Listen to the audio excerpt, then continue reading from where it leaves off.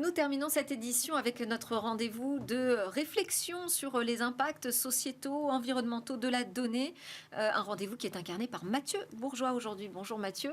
Bonjour Delphine. Avocat et, je le rappelle, vice-président du Cercle de la Donnée. Alors, dans une étude du Cercle de la Donnée, dont on parle régulièrement d'ailleurs dans Smartech et qui sera à apparaître début 2024, vous mettez en lumière cette empreinte très matérielle, finalement, des données numériques sur le vivant, avec, dans cette étude, des propositions qui visent à infléchir la trajectoire actuelle parce qu'elle ne vous semble pas tenable en l'état.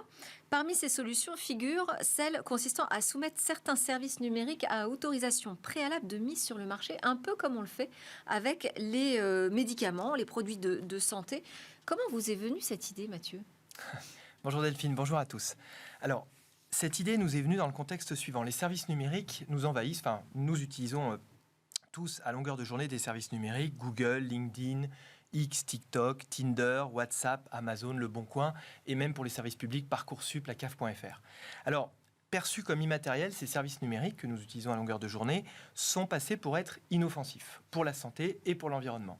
En réalité, cette assertion, elle est aujourd'hui largement démentie par des voix qui s'élèvent, mais aussi par des études qui montrent les dégâts sur le vivant d'une utilisation immodérée de ces services, à commencer par l'addiction que ces services peuvent amener, notamment sur les plus jeunes. Alors ce phénomène, c'est vrai, est amplifié par la surconsommation numérique qui a été favorisée par la numérisation à outrance de tous les secteurs de l'économie et de tous les secteurs d'ailleurs de notre vie, de tous les points de notre vie. Et il a été aussi encouragé par l'État lui-même qui lutte, vous le savez, contre l'électronisme, qui est une manière à la fois positive, mais qu'on peut aussi percevoir de manière un petit peu moins positive, comme finalement discréditant tous ceux qui ne veulent pas ou qui ne peuvent pas vivre dans un monde où tout passe par l'écran. Alors, notre histoire nous offre un précédent, donc ça c'est la bonne nouvelle, en matière de produits dangereux pour la santé et avec des risques de dépendance, c'est celle du médicament.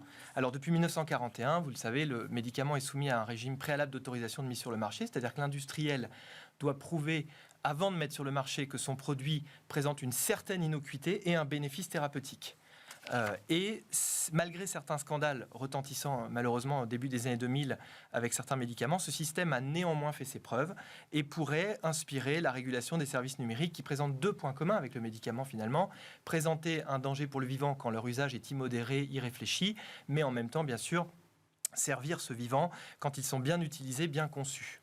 Alors l'État, avec cette proposition, et c'est là en fait où nous est venue cette idée, retrouverait son rôle. Vous savez qu'au Cercle, on est très attaché à un réinvestissement de l'État dans l'espace numérique, retrouverait pleinement son rôle en favorisant une réflexion, une prise de recul guidée par l'intérêt général avant de mettre sur le marché. Et c'est vrai que le vivant est au premier rang de ces préoccupations d'intérêt général.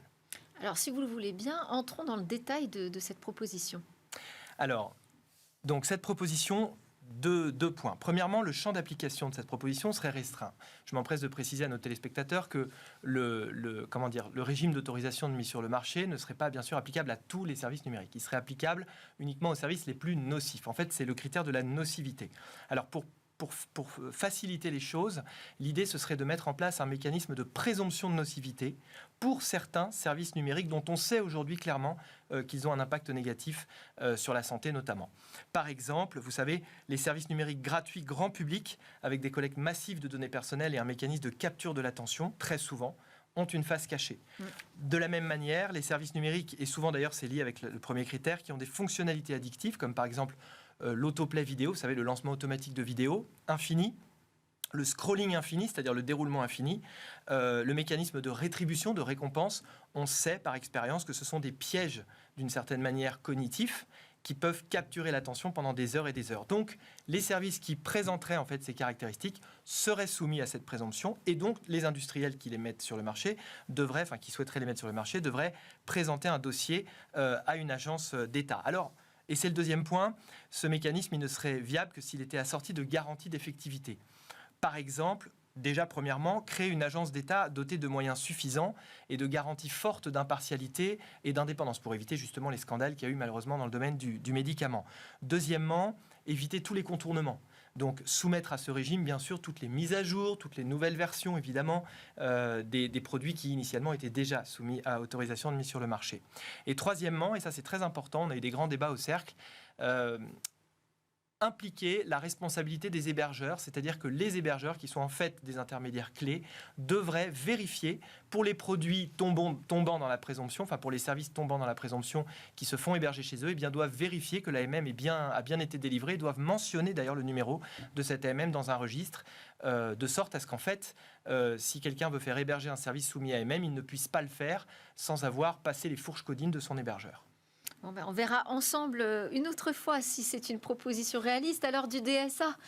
C'est une vraie question qui se pose. Merci beaucoup Mathieu Bourgeois pour cette piste très intéressante. Je rappelle que vous êtes avocat et vice-président du Cercle de la Donnée. Merci à tous de nous suivre. C'était Smart Tech. C'est passé encore une fois très vite. À très bientôt.